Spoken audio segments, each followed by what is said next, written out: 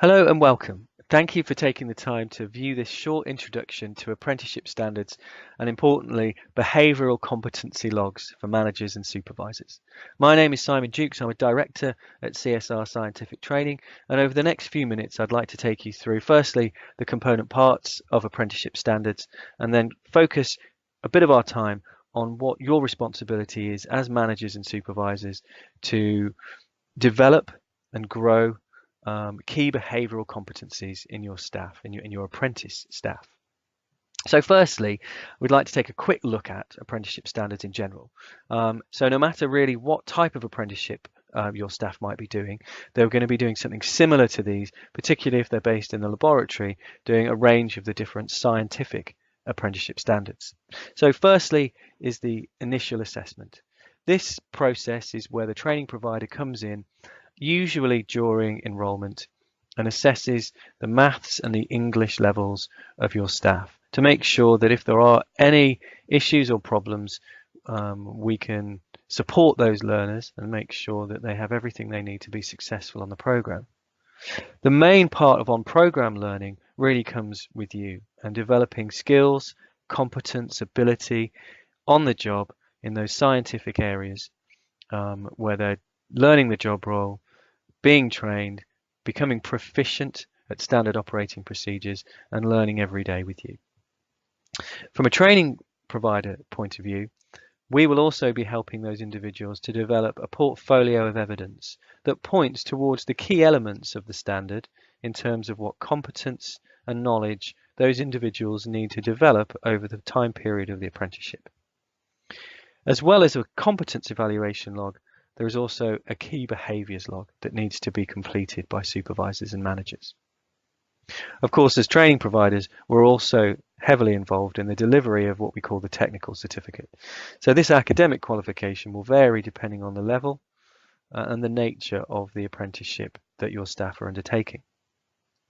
Once the unprogrammed elements of the apprenticeship standard have been completed, we need to take a pause and assess if that individual has all of those elements completed successfully. If they have, at that gateway, we can make a decision to progress your member of staff through to their endpoint assessment process.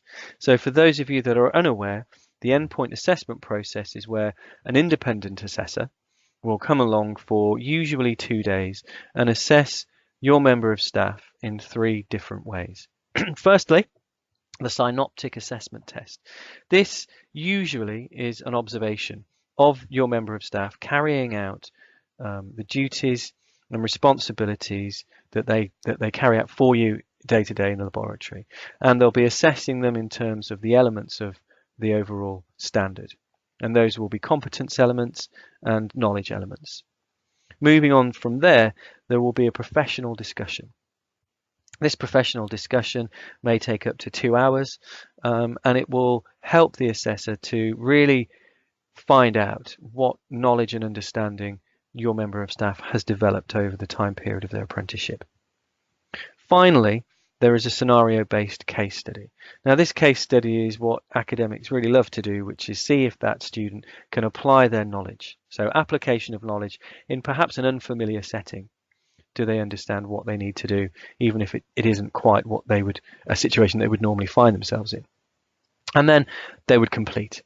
So the results of those assessment elements will be graded, and overall they should finish within about 24 or 36 months, depending on the level and the nature of their apprenticeship.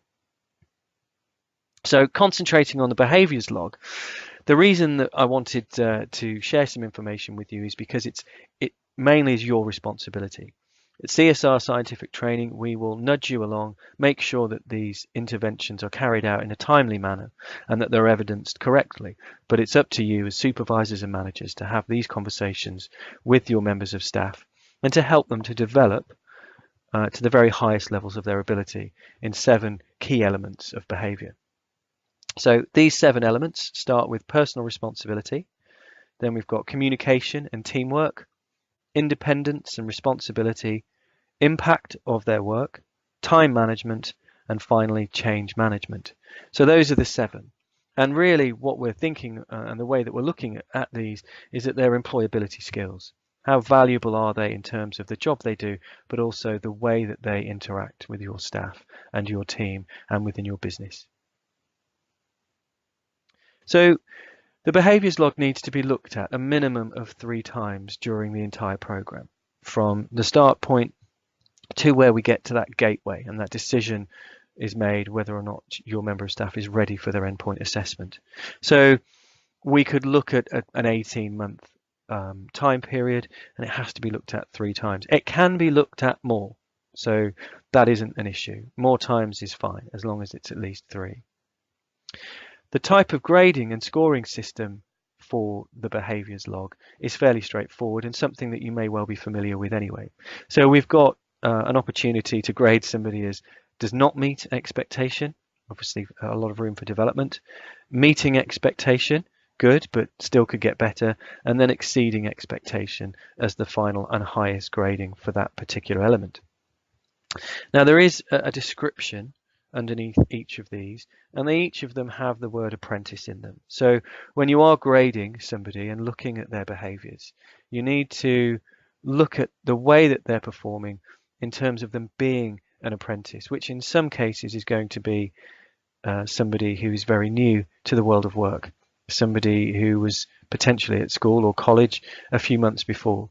Of course, there are the times where you could have somebody who's an experienced member of staff that you're investing in, and perhaps there would be a slightly different approach to the way that you evaluate their overall behaviours. So it is the first time that we've had an apprenticeship that is graded at the end. So all these elements have a score associated with them that will give an overarching certificate at the end of somebody who can have a grade of pass or a grade of distinction at the end of their apprenticeship. So yes, they could fail, but hopefully we won't be seeing anybody do that. They could pass or to get distinction level at the end. The difference between a pass and distinction lies with the endpoint assessment, but it also lies at the behavioural log, and I'll explain what I mean now. So the observation, the synoptic assessment test, the best you could score is pass, and I think you'd probably agree that you either are competent or you are not, and that's why we've got a pass level that could be scored. The behaviours log, somebody could meet expectation in the final review at all 7, and they would then only be eligible to score overall a pass in their apprenticeship. If somebody scores exceeding expectations in all 7 key elements, then they could potentially, as they go into their endpoint assessment, be on for a distinction grade at the end. The vocational competence discussion or professional discussion is marked out of 80. If an individual scores above 40 but below 60, then that would be in line with a pass level. If they get 60 or above, then again they could be scoring a distinction level. And finally, the final graded element of their apprenticeship is that scenario-based case study and application of knowledge. It's marked out of 20. 10 or above would score them a pass, but 15 or above would mean that they would score distinction in that element.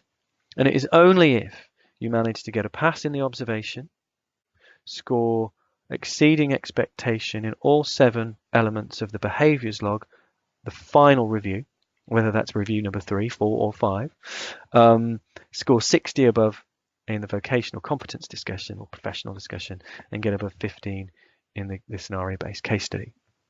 So the behavioural evaluation log is weighted quite highly, and it's quite an important part of their overall scheme, which I think you probably agree, the way in which somebody works, how they communicate, how they deal with the pressures of the workplace, and communicate with other people around them is really important, and there's a good reason for it being a big part of the program. So we will supply you with, as managers, the behaviour evaluation logbook. It will have your staff member's name, their unique learner number, start date, their planned completion date for this course, your employer name, and the review number that this review corresponds with. I'm not going to go through all 7, but as an example, the first behavioural element is personal responsibility. And the form will look like this on the inside. There's the does not meet expectation column, meets expectation and exceeds, and it gives you some evidence criteria to align with. We would expect a tick, an initial or a circle around the one that most corresponds to your staff member. We would also like to have justification or evidence provided of their personal responsibility skills, areas for development, particularly with those that are falling below exceeding expectation, and then your overall comments. And that would be exactly the same for each of the 7 different elements. And it's important to explain to the individual where they could improve so that they have that opportunity to score a distinction in this section before moving on to the endpoint assessment. So important that you justify and supply some evidence, and we will discuss with you what that evidence might look like. Areas for development, obviously key as well, and then some overall comments and feedback for that individual. So what we would like and why we need to speak to all managers and supervisors in the same way is we would like a consistency of approach, particularly where there are more than one apprentice within an organisation with different managers. A conversation between 2 managers in the way that they're approaching the behaviours log would be really beneficial. Some transparency so people can see where they're going wrong and how they can improve throughout their program. A fair and well communicated approach and help and support for those individuals to improve over the period of time that they're on program. Finally, we would expect you to complete the course behavioural logs on time, sign them and return them to us to a nominated email address which we'll provide you with. What we will do as a training provider, well, at CSR Scientific Training, we will regularly meet with your apprentice staff and discuss with them the behaviours that are in this log, how they can improve them, and we'll regularly meet and discuss and help them to see where they might be going wrong and how they can step up to a high level. We will remind you of the dates of the reviews when they must be completed so that you don't have to have another thing to think about. We will help manage that for you. We will also upload the forms and evidence to an electronic online portfolio. And once it's done and all of those reviews are there, we will direct the endpoint assessor to those documents so they can review them and take those grades to their overall grade at the end.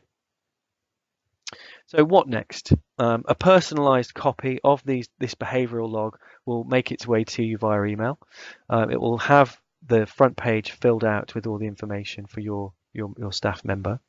And then you can expect a reminder emailed out to you so that you know when you need to sit down. You don't have to stick to this timetable, but we feel probably a review after the first 6 months, which usually corresponds to a probation review. And then 4 months after that at 10, 4 months after that at month 14, and then if needed at month 18 as well. Where people are on a 3-year program for a level 5, obviously we would tweak these. But the more time somebody is having these things discussed, the more likely they are going to be able to improve. Okay, so any questions that you might have, feel free to get in touch with us. We'll be able to answer any of those questions, hopefully for you. So telephone us on the number below, 0121 354 2442, or email us at the help desk at csr-group.co.uk. Okay, all that leaves for really is for me to say thank you for your time today. Thank you for listening and good luck.